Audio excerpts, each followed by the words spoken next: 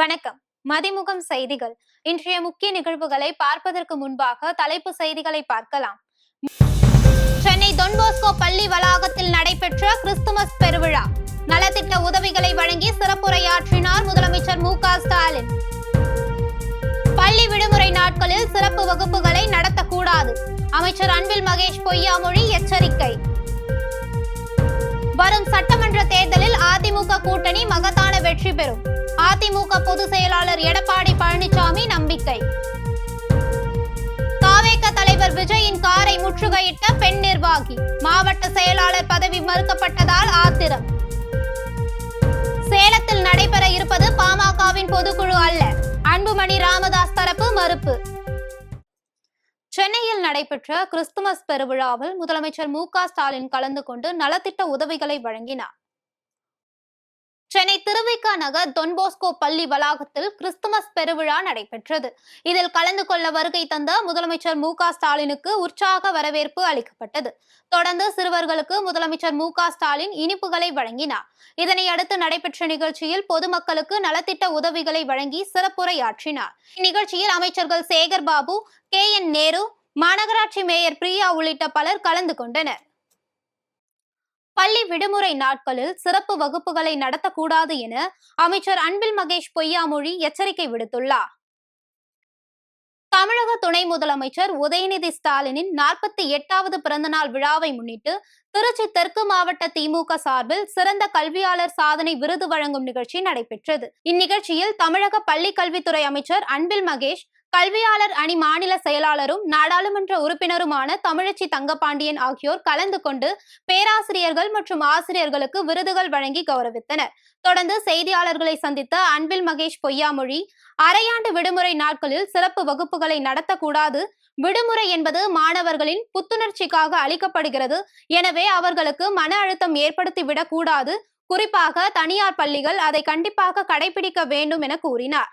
விடுமுறை நாட்களில் சிறப்பு வகுப்புகள் நடத்தக்கூடாது அப்படின்னு நம்ம சொல்லுவோம். காரணம், பிள்ளைங்களை படிக்கக்கூடாது அப்படிங்கிறதுக்காக சொல்கிறது. நாங்கள் குழந்தைங்களை பொறுத்த வரைக்கும் டெய்லி ஸ்கூலுக்கு போய்ட்டு வரும்போது அவங்களுக்கான ரெஃப்ரெஷிங் பீரியட் அப்படின்னு டைம் பார்த்திங்கன்னா இந்த மாதிரியான லீவ் நாட்கள் தான். இது அவங்களை ரெஃப்ரெஷ் பண்ணிட்டு திருப்பியும் அவங்க தங்களை புதுப்பிச்சுக்கக்கூடிய ஒரு நாட்களாகத்தான் பார்க்கலாம். அதன் பிறகு திருப்பி ஸ்கூல்ஸு ஜான் ஃபஸ்ட் வீக்லேருந்து ஆரம்பிக்கும் போது அதை சார்ந்து திருப்பி அவங்களை முழுமையாக ஈடுபடுத்தி கொள்ளப்படுறாங்க. ஸோ அந்த மாதிரி நேரத்தில் குழந்தைங்க ஒரு மென்டல் ப்ரெஷர் இருந்துடக்கூடாது அப்படிங்கிறதுக்காக உங்களுக்கே தெரியும், துணை முதலமைச்சர் எதுக்காக பிடி பீரியடை கடன் வாங்காதீங்கன்னு சொல்கிறதுக்கு காரணமே உங்களுக்கு தெரியும். ஏன்னா அது குழந்தைங்க விளையாண்டு வரும்போது அதில் ஜென்ரேட் ஆகக்கூடிய ஓடி விளையாடும்போது ஜென்ரேட் ஆகக்கூடிய ஆக்சிஜன் மூளைக்கு போகுது, ஒரு ஃப்ரெஷ்னஸை கொடுக்க திருப்பி அடுத்த கிளாஸ்லேருந்து அவங்க கான்சன்ட்ரேட் பண்ணி உட்காருவாங்கிறதுக்காக தான் சொல்லுவாங்க. அது மாதிரி தான் இந்த லீவு நாட்கள் அப்படியாகத்தான் பார்க்க வேண்டும் என்று இப்போ இன்றைக்கி நேற்று இல்லை, தொடர்ந்து ஆட்சி மாற்றம் ஏற்பட்டதுலேருந்து நம்ம சொல்லக்கூடியது தான். ஆக அதை நீங்கள் முழுமையாக ஒவ்வொரு தனியார் பள்ளிகளும் அதை நீங்கள் கடைபிடிக்க வேண்டும் என்பதை ஒரு பள்ளிக்கல்வித்துறை அமைச்சராக பத்திரிகைத்துறை ஊடகத்துறை சார்ந்த நண்பர்கள் மூலமாக அந்த தமிழ்நாட்டு மக்களுக்கு நான் தெரிவிக்க நான் கடமைப்பட்டிருக்கேன். 2026ஆம் ஆண்டு நடைபெற உள்ள சட்டமன்ற தேர்தலில் அதிமுக கூட்டணி மகத்தான வெற்றி பெறும் என அதிமுக பொதுச் செயலாளர் எடப்பாடி பழனிசாமி தெரிவித்துள்ளார். தமிழக பாஜக தேர்தல் பொறுப்பாளராக நியமிக்கப்பட்டுள்ள PS கோயலை நேரில் சந்தித்த அதிமுக பொதுச் செயலாளர் எடப்பாடி பழனிசாமி தொகுதி பங்கீடு தொடர்பாக பேச்சுவார்த்தை நடத்தினார். இதனையடுத்து செய்தியாளர்களை சந்தித்த அதிமுக பொதுச் செயலாளர் எடப்பாடி பழனிசாமி 2026ஆம் ஆண்டு நடைபெற உள்ள சட்டமன்ற தேர்தலில் அதிமுக கூட்டணி மகத்தான வெற்றி பெறும் எனவும் அதிமுக பாஜக கூட்டணி வெற்றி பெற வேண்டும் என்ற எண்ணம் மக்கள் மத்தியில் எழுந்துள்ளதாகவும் தெரிவித்தார். தமிழகத்தில் நடைபெறுகின்ற சட்டமன்ற பொதுத் தேர்தலில் அனைத்து இந்திய அண்ணா திராவிட முன்னேற்ற கழகம், பாரதிய ஜனதா மற்றும் தேசிய ஜனநாயக கூட்டணியில் அங்கம் வைக்கின்ற கட்சிகள் ஒருங்கிணைந்து மக்கள் திமுக ஆட்சி அகற்றப்பட வேண்டும். அதற்கான திட்டங்களை நாங்கள் இப்பொழுது ஆரம்ப கட்ட பேச்சுவார்த்தை நடத்துகின்றோம். இன்றைக்கு தமிழகம் முழுவதும் மக்கள் ஒரு கொந்தளிப்போடு இருக்கின்றார்கள். இந்த ஆட்சியை திராவிட முன்னேற்ற கழக ஆட்சி அகற்றப்பட வேண்டும். அதற்கு உண்டான நடவடிக்கையை அதிமுக, பாரதிய ஜனதா, தேசிய ஜனநாயக கூட்டணியில் அங்கம் வைக்கின்ற கட்சிகளும் ஒருங்கிணைந்து செயல்படும். அடுத்த ஆண்டு நடைபெறுகின்ற சட்டமன்ற தேர்தலில் அதிமுக, பாரதிய ஜனதா தலைமையில் அமைக்கப்பட்ட கூட்டணி மிகப்பெரிய வெற்றி பெற்று ஆட்சி அமைக்க என்பதை தெரிவித்துள்ளது. முன்னதாக செய்தியாளர்களை சந்தித்த தமிழக பாஜக தேர்தல் பொறுப்பாளர் பியூஷ் கோயல் அடுத்த ஆண்டு நடைபெற உள்ள சட்டமன்ற தேர்தலில் திமுகவை அதிமுக கூட்டணி வீழ்த்தும் என கூறினார். under the corrupt regime of DMK. It is important for the people of Tamil Nadu to get a good government, a government which is development focused, a government which provides for better future. Chennai பனையூரில் உள்ள கட்சியின் தலைமை அலுவலகத்திற்கு வந்த விஜயின் காரை அக்கட்சியின் பெண் நிர்வாகி ஒருவர் மறித்த சம்பவம் பரபரப்பை ஏற்படுத்தியுள்ளது. தூத்துக்குடியை சேர்ந்தவர் அஜிதா. இவர் விஜய் கட்சி தொடங்கியவுடன் தாவேகாவில் இணைந்துள்ளார். இந்நிலையில் தூத்துக்குடி மாவட்ட செயலாளர் பதவி காலியாக இருப்பதால் தனக்கு அந்த பதவியை வழங்க வேண்டும் என அஜிதா கோரியதாகவும், ஆனால் அவருக்கு அப்பதவி வழங்கப்படவில்லை எனவும் கூறப்படுகிறது. இதனால் அதிருப்தி அடைந்த அஜிதா காலையிலிருந்து கண்ணீருடன் பனையூர் அலுவலகத்தின் முன்பு அவரது ஆதரவாளர்களுடன் திரண்டு முற்றுகை போராட்டத்தில் ஈடுபட்டார். இந்நிலையில் அலுவலகத்திற்கு வந்த விஜயிடம் பேச வேண்டும் என அவரது காரை மறிக்க முயன்றார். ஆனால் விஜயின் பவுன்சர்கள் அவரை தடுத்து உடனே அப்புறப்படுத்தினர். பின்னர் விஜயின் கார் புறப்பட்டு கட்சி அலுவலகத்திற்குள் சென்றது. அங்கு போய் விஜயை சந்திக்கலாம் என கேட்டபோதும் அஜிதாவுக்கு அனுமதி கொடுக்கப்படவில்லை. இதனால் அப்பகுதியில் பரபரப்பு ஏற்பட்டது. பாமக நிறுவனர் ராமதாஸ் தரப்பில் சேலத்தில் நடைபெற உள்ளதாக அறிவிக்கப்பட்டுள்ள பொதுக்குழுவின் முடிவுகள் பாமகவை கட்டுப்படுத்தாது என்று அன்புமணி தரப்பு தெரிவித்துள்ளது. பாமகவில் அக்கட்சியின் நிறுவனர் ராமதாஸ் மற்றும் அன்புமணி ராமதாஸ் இடையே மோதல் போக்கு நிலவி வருகிறது. இதனால் இரு தரப்பினரும் இரு அணிகளாக செயல்பட்டு வருகின்றனர். இந்நிலையில் பாமக நிறுவனர் ராமதாஸ் தரப்பில் 2025 விடை கொடுப்போம், 2026 வரவேற்போம் என்ற தலைப்பில் புத்தாண்டு மாநில சிறப்பு செயற்குழு மற்றும் பொதுக்குழு கூட்டம் வரும் 29ஆம் தேதி சேலத்தில் நடைபெற உள்ளது. இதில் பாமகவின் வளர்ச்சி மற்றும் செயல்பாடுகள் குறித்தும் 2026 சட்டப்பேரவை தேர்தல் குறித்தும் ஆலோசிக்கப்பட உள்ளது எனவும் அறிவிக்கப்பட்டிருந்தது. இதனிடையே பாமக தலைவர் அன்புமணி ராமதாஸ் தரப்பில் அறிவிப்பு ஒன்று வெளியிடப்பட்டுள்ளது. அதில் பாட்டாளி மக்கள் கட்சியின் பெயரை தவறாக பயன்படுத்தி சேலத்தில் சட்டவிரோதமாக செயற்குழு மற்றும் பொதுக்குழு கூட்டம் நடத்த முடிவு செய்யப்பட்டிருப்பது தேர்தல் ஆணையத்திற்கு பாமக தலைமையில் முறைப்படி தெரிவிக்கிறது.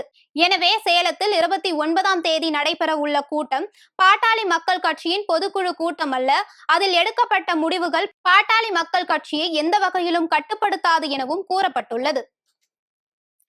பாஜகவினர் கையில் வைத்துள்ள வேலுக்கும் எங்கள் கையில் உள்ள வேலுக்கும் வேறுபாடு உண்டு. எங்கள் கையில் இருக்கும் வேல் சனாதானத்தை குத்தி கிழிக்கும் என திருமாவளவன் தெரிவித்துள்ளார். விடுதலை சிறுத்தைகள் கட்சியின் கிறிஸ்தவ சமூக நீதி பேரவை சார்பில் கிறிஸ்துமஸ் பெருவிழா சென்னை வேப்பேரியில் உள்ள தனியார் அரங்கில் நடைபெற்றது.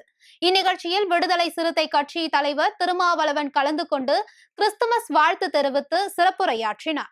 அப்போது இன்றைக்கும் சாதியால், மதத்தால், இனத்தால், தேசத்தால் மனிதகுலம் பல்வேறு குழுக்களாக சிதறி கிடந்தாலும் அவர்களை நல்வழிப்படுத்தி உலக அமைதியை நிலைநாட்டுவது அன்பு ஒன்று மட்டும்தான் என கூறினார். தொடர்ந்து செய்தியாளர்களை சந்தித்த திருமாவளவன், நாம் தமிழர் ஒருங்கிணைப்பாளர் சீமான் மற்றும் தமிழக வெற்றி கழக தலைவர் விஜய் இருவரும் இன்றைக்கு பேசி வரும் பேச்சுகள் மற்றும் அணுகுமுறைகள் அதிர்ச்சி அளிக்கும் வகையில் உள்ளது எனவும் RSS செயல்பாடு போல் உள்ளது எனவும் கூறினார்.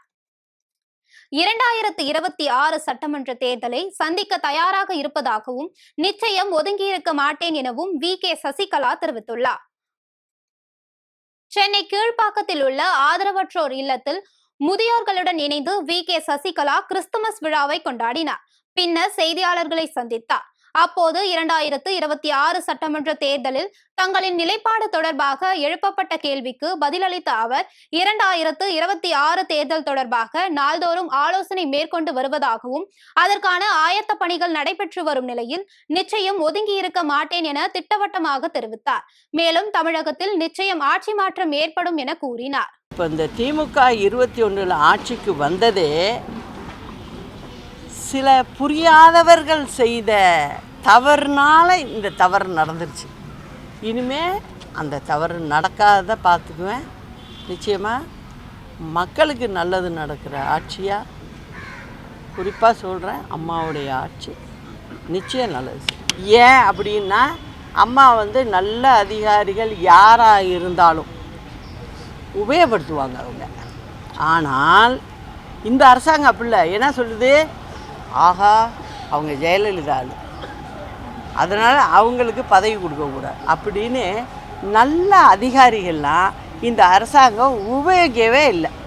அதனால தான் இந்த சிக்கல் இன்னைக்கு நடக்கிற நிகழ்வுகள்லாம் அதுதான். ராமேஸ்வரம் மீனவர்கள் 10 பேரை இலங்கை கடற்படை கைது செய்துள்ள சம்பவம் அதிர்ச்சியை ஏற்படுத்தியுள்ளது. கடலுக்கு மீன்பிடிக்க செல்லும் தமிழக மீனவர்களை எல்லை தாண்டி வந்ததாக கூறி கைது செய்வதை இலங்கை கடற்படை வழக்கமாக கொண்டுள்ளது. இதனால் வாழ்வாதாரத்திற்காக கடலுக்கு செல்லும் மீனவர்கள் கடும் இன்னலை சந்தித்து வருகின்றனர். இலங்கை கடற்படையின் இந்த நடவடிக்கையை தடுக்க மத்திய மாநில அரசுகள் தொடர்ந்து முயற்சிக்க வேண்டும் என மீனவர்கள் கோரிக்கை விடுத்து வருகின்றனர். ஆனாலும் இந்த விவகாரத்தில் உரிய தீர்வுகள் இன்னும் எடுக்கப்படவில்லை. இந்நிலையில் ராமேஸ்வரத்தை சேர்ந்த 10 மீனவர்கள் கச்சத்தீவு அருகே மீன்பிடித்துக் கொண்டிருந்த போது அங்கு வந்த இலங்கை கடற்படையினர் எல்லை தாண்டி வந்து மீன்பிடித்ததாக கூறி மீனவர்கள் 10 பேரையும் கைது செய்தனர். மேலும் மீனவர்களின் படகையும் இலங்கை கடற்படையினர் பறிமுதல் செய்தனர். மீனவர்கள் கைதான சம்பவம் மீனவ மக்களிடையே அதிர்ச்சியை ஏற்படுத்தியுள்ள நிலையில் இதனை தடுக்க மத்திய மாநில அரசுகள் நடவடிக்கை எடுக்க வேண்டும் என கோரிக்கை விடுத்துள்ளனர். தங்கம் விலை இன்று அதிரடியாக சவரனுக்கு 1600 ரூபாய் அதிகரித்து 1,02,160 ரூபாய்க்கு விற்பனை செய்யப்படுகிறது. நேற்று ஒரே நாளில் 2 முறை உயர்ந்து விற்பனையான தங்கம் விலை இன்றும் அதிரடியாக அதிகரித்து வரலாறு காணாத புதிய உச்சத்தை எட்டியுள்ளது. அதன்படி சென்னையில் 22 கேரட் ஆபரண தங்கத்தின் விலை கிராமுக்கு 200 ரூபாய் உயர்ந்து 12,770 ரூபாய்க்கும், மேலும் சவரனுக்கு 1,600 ரூபாய் உயர்ந்து 1,02,160 ரூபாய்க்கும் விற்பனையாகிறது. அதேபோல் வெள்ளி விலையும் அதிரடியாக உயர்ந்துள்ளது. அந்த வகையில் வெள்ளியின் விலை கிராமிற்கு 3 ரூபாய் உயர்ந்து 1 கிராம் வெள்ளி 234 ரூபாய்க்கும், 1 கிலோ வெள்ளி 2,34,000 ரூபாய்க்கும் விற்பனை செய்யப்படுகிறது. அமெரிக்காவில் சிறிய ரக விமானம் கடலில் விழுந்த விபத்தில் 5 பேர் உயிரிழந்தனர். மெக்சிகோவில் உடல்நலக் குறைவால் பாதிக்கப்பட்ட குழந்தைக்கு மேல் சிகிச்சைக்காக அமெரிக்காவின் டெக்சாஸில் உள்ள மருத்துவமனையில் சிகிச்சை அளிக்க ஏற்பாடு செய்யப்பட்டிருந்தது. இதையடுத்து மெக்சிகோ கடற்படைக்கு சொந்தமான சிறிய ரக விமானத்தில் உடல்நலம் பாதிக்கப்பட்ட சிறுமி உறவினர்கள், பாதுகாப்பு படை அதிகாரிகள் என மொத்தம் 8 பேர் நேற்று அமெரிக்காவுக்கு பயணித்தனர். இந்நிலையில் அமெரிக்காவின் டெக்சாஸ் மாகாணம் கெல்வெஸ்தான் நகர் அருகே கடற்பகுதியில் விமானம் சென்று கொண்டிருந்தது. அப்போது திடீரென விமானியின் கட்டுப்பாட்டை இழந்த விமானம் கடலில் விழுந்து விபத்துக்குள்ளானது. இந்த விபத்தில் விமானத்தில் பயணித்த குழந்தை உட்பட 5 பேர் உயிரிழந்தனர். மீதமுள்ள 3 பேரை தேடும் பணியில் மீட்பு குழுவினர் ஈடுபட்டுள்ளனர். மீண்டும் தலைப்புச் செய்திகள். சென்னை தொன்போஸ்கோ பள்ளி வளாகத்தில் நடைபெற்ற கிறிஸ்துமஸ் பெருவிழா. நலத்திட்ட உதவிகளை வழங்கி சிறப்புரையாற்றினார் முதலமைச்சர் மு.க. ஸ்டாலின். பள்ளி விடுமுறை நாட்களில் சிறப்பு வகுப்புகளை நடத்தக்கூடாது. அமைச்சர் அன்பில் மகேஷ் பொய்யாமொழி எச்சரிக்கை. வரும் சட்டமன்ற தேர்தலில் அதிமுக கூட்டணி மகத்தான வெற்றி பெறும். அதிமுக பொதுச் செயலாளர் எடப்பாடி பழனிசாமி நம்பிக்கை. தாவேக தலைவர் விஜயின் காரை முற்றுகையிட்ட பெண் நிர்வாகி. மாவட்ட செயலாளர் பதவி மறுக்கப்பட்டதால் ஆத்திரம். சேலத்தில் நடைபெற இருப்பது பாமகவின் பொதுக்குழு அல்ல. அன்புமணி ராமதாஸ் தரப்பு மறுப்பு. இத்துடன் செய்திகள் நிறைவடைந்தன. மீண்டும் செய்திகள் காலை 8 மணிக்கு. மேலும் செய்திகளை தெரிந்து கொள்ள மதிமுகம் பிரைம் யூடியூப் தளத்தில் இணைந்திருங்கள்.